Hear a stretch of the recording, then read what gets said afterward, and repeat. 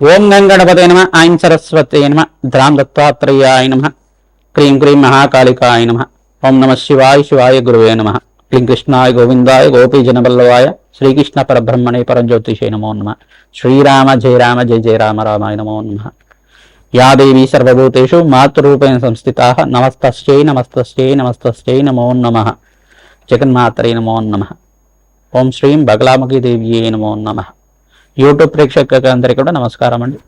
నేను పాలపర్తి గురునాథ్ శర్మ జ్యోతిషం వాస్తు సిద్ధాంతిని. మీకంతా కూడా ఈ యొక్క ఖగోళ శాస్త్రంలో గ్రహాల యొక్క స్థితిగతి కలయిక వాటి ప్రభావం అంతా కూడా మానవాళి మీద మేషాది ద్వాదశ రాశుల మీద ఎటువంటి ప్రభావం అంతా కూడా చూపిస్తుంది. ప్రధానంగా ఫిబ్రవరి నెల మాస ఫలితాల భాగంగా మాఘమాసం మాస ఫలితాల భాగంగా రవి మార్పు అంతా కూడా ఏ రకంగా మేషాది ద్వాదశ రాశుల వాళ్ళకి ప్రభావం చూపిస్తుంది అంతా కూడా విశ్లేషణ చేయడం జరుగుతుంది. ప్రధానంగా ఇక్కడ చూసుకుంటే గ్రహ గోచారంలో గ్రహస్థితి ఈ రకంగా ఉంది.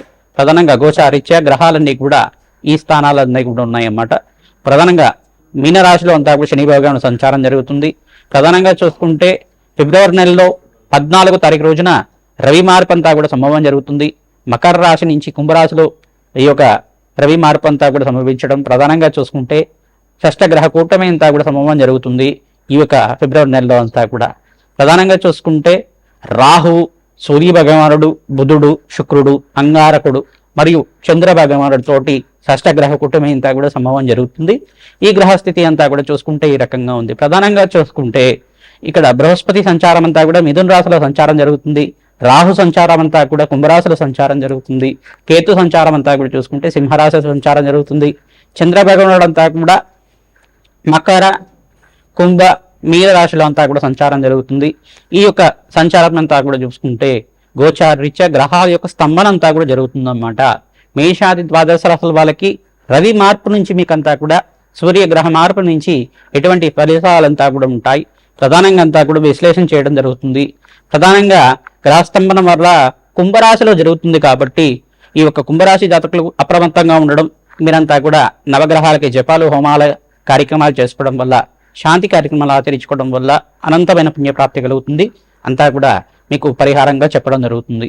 ఈ యొక్క గోచారీత్య ఫలితాలంతా కూడా గ్రహ గోచారాన్ని ఆధారపట్టి మాత్రమే ఉంటాయి. ప్రధానంగా మేషాది ద్వాదశ రాశి వాళ్ళు మీ జన్మ జాతకమే ప్రధానమైన జాతకంగా ఉంటుంది కావున ప్రతినిత్యం కూడా మీ జాతకరీత్యా ఉన్న దోషాలకి పరిహారం ఆచరిస్తూనే గోచారీత్య గ్రహదేవతల అనుగ్రహం కోసం గ్రహాలకంతా కూడా నవగ్రహ పూజలు, యజ్ఞాలు, హోమాలంతా కూడా అగ్నికి నవధాన్యాలు సమర్పించడం వల్ల జాతకరీత్యం ఉన్న సకల గ్రహదోష నివారణ కలగడానికి ఆస్కారం ఉంటుంది.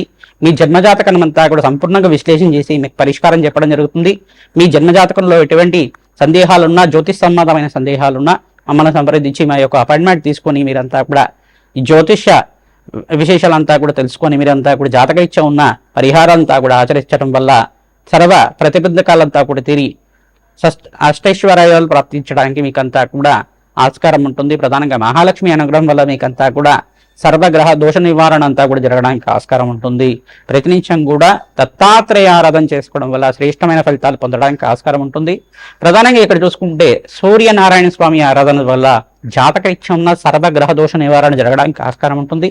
అందరూ కూడా మేషాది ద్వాదశ రాశి వాళ్ళు సూర్యనారాయణ స్వామి ఆరాధన చేయడం వల్ల సర్వగ్రహ దోష నివారణ కలుగుతుంది. ఓం సూర్యాయ నమః, అర్కాయ నమః, మిత్రాయ నమః, భానవే నమః, పూషాయ నమః, మార్తాండాయ నమః, ప్రచండ తేజసాయ నమః, సర్వలోక పితామహాయ నమః, ఆదిత్యాయ నమః, భానవే నమః, ఆరోగ్యకర్తయ నమః, పవిత్ర సూర్యనారాయణ స్వామిని నమో నమః నామాలతోటి ప్రతినిత్యం కూడా సూర్యనారాయణ స్వామికి అంతా కూడా నమస్కారాలు చేసుకోవడం, అర్ఘ్య ప్రదానం చేయడం వల్ల, విల్లం పరవాణాన్నంతా కూడా స్వామివారికి నివేదన చేయడం వల్ల జాతకరీత్యం ఉన్న సర్వగ్రహ దోష నివారణ జరుగుతుంది. తద్వారా అష్టైశ్వర్య ప్రాప్తి కలగడానికి ఆస్కారం ఉంటుంది. ఉద్యోగుల్లో మార్పు జరగడానికి ఆస్కారం ఉంటుంది. విద్యలో ఉత్తమైన ఉత్తీర్ణత కలగడానికి ఆస్కారం ఉంటుంది. కావున మీకంతా కూడా అష్టైశ్వర్య ప్రాప్తి కలగడానికి ఆస్కారం ఉంటుంది. మేషాది ద్వాదశ రాశుల వాళ్ళకి ఈ గ్రహగోచారం పద్ధతిలో అంతా కూడా ఎటువంటి గ్రహాలంతా కూడా అనుకూలతంగా ఉన్నాయి. ప్రధానంగా షష్టగ్రహ కూటమి ప్రభావం అంతా కూడా ఏ రకంగా ఉంటుంది సంపూర్ణంగా విశ్లేషణ చేయడం జరుగుతుంది. మీరంతా కూడా పరిష్కారం ఆచరించండి. తద్వారా మీకంతా కూడా ఆనందమైన జీవితం జీవించడానికి ఆస్కారం ఉంటుంది. ప్రధానంగా చూసుకుంటే గోమాత సేవ చేయడం వల్ల అఖండమైన రాజ్యోగ ప్రాప్తి కలగడానికి ఆస్కారం ఉంటుంది. గోమాత సేవలో భాగంగా పచ్చిక తెలగపిండి గ్రాసాన్ని గోమాతకి తరచుగా నివేదన చేయడం వల్ల గోమాతకి ప్రదక్షిణలు ఆచరించడం వల్ల అఖండమైన అంతమైన ఐశ్వర్య ప్రాప్తి కలగడానికి ఆస్కారం ఉంటుంది. బృహస్పతి మార్పు అంతా కూడా ఈ సంవత్సరంలో జరుగుతుంది. జూన్ 1వ తారీఖు తర్వాత ఉచ్చస్థానంలో బృహస్పతి మార్పు వల్ల మేషాది ద్వాదశ రాశుల వాళ్ళకి అఖండ రాజయోగం కలగడానికి ఈ గ్రహాలంతా కూడా అనుకూలతగా ఉంటుంది, అంతా కూడా విశ్లేషణ చేయడం జరుగుతుంది.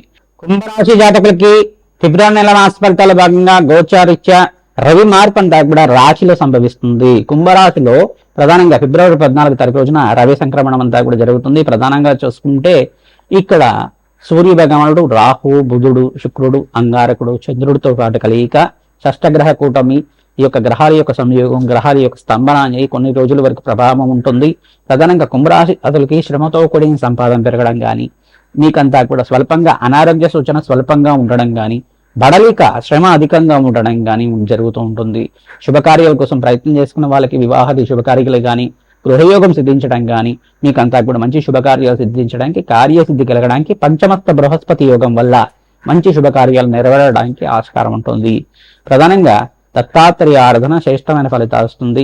ఇక్కడ ఏల్నాటి శని ప్రభావం 3వ దశలో ఉన్నారు కావున ప్రతినిత్యం కూడా శని భగవానుడికి ప్రీతికరంగా తైలాభిషేకం చేసుకొని అక్కడంతా కూడా తిలలు దానం చేసుకోవడం వల్ల, తిల హోమాన్ని కూడా ఆచరించడం వల్ల, శాంతి పూజలు చేసుకోవడం వల్ల మీకంతా కూడా రాజయోగ ప్రాప్తి కలగడానికి ఆస్కారం ఉంటుంది.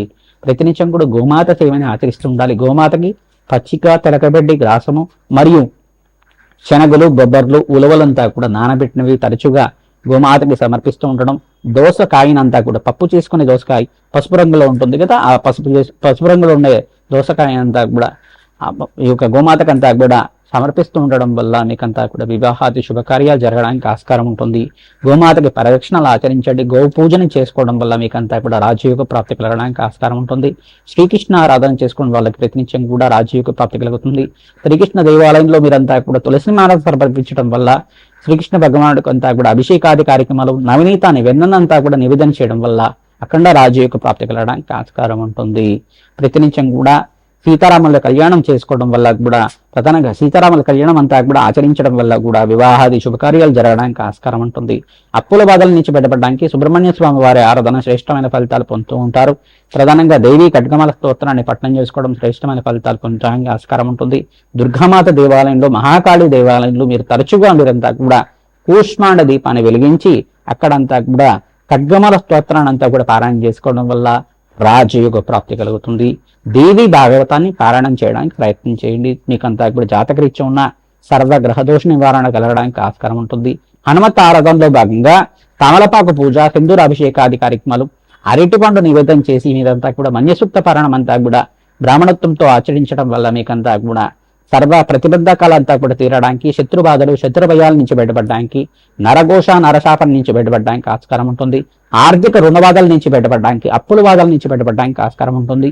ఇక్కడ జపము, దానాది కార్యక్రమాల్లో భాగంగా ఇక్కడ 3 గ్రహాలు యోగకరంగా ఉన్నాయి. మిగతా గ్రహాలు స్వల్పంగా కొంచెం బలహీనంగా ఉన్నాయి కావున అంగారకుడికి, సూర్య భగవానుడికి, రాహువుకి మరియు ఇక్కడ చూసుకుంటే శుక్రుడికి అంతా కూడా జపము, హోమాది కార్యక్రమాలు ఆచరించుకోవడం వల్ల సర్వగ్రహదోష నివారణ కలగడానికి ఆస్కారం ఉంటుంది. అగ్నికి నవధాన్యాలు తరచుగా సమర్పిస్తూ ఉండాలి. తద్వారా మీకంతా కూడా సకల గ్రహదోష నివారణ కలగడానికి ఆస్కారం ఉంటుంది. ప్రధానంగా చూసుకుంటే నవగ్రహాలకి అభిషేకాది కార్యక్రమాలు చేసుకోవడం శ్రేష్టమైన ఫలితాలు పొందడానికి ఆస్కారం ఉంటుంది. రామాయణంలో మీరంతా కూడా బాలకాండాన్ని పారాయణం చేయించడం వల్ల అఖండ రాజయోగ ప్రాప్తి కలగడానికి ఆస్కారం ఉంటుంది. మహాలక్ష్మీదేవి యొక్క చరిత్రని పారాయణం చేసుకోవడం వల్ల ధనాదాయం పెరుగుతుంది. సంఘంలో గౌరవం పెరగడానికి ఆస్కారం ఉంటుంది. పంచమస్త బృహస్పతి యోగం వల్ల రాజయోగ ప్రాప్తి కలగడానికి ఆస్కారం ఉంటుంది. వివాహాది శుభకార్యాలు జరగడానికి ఆస్కారం ఉంటుంది. శ్రీమాత్రేయ నమః. రామ్ దత్తాత్రేయ.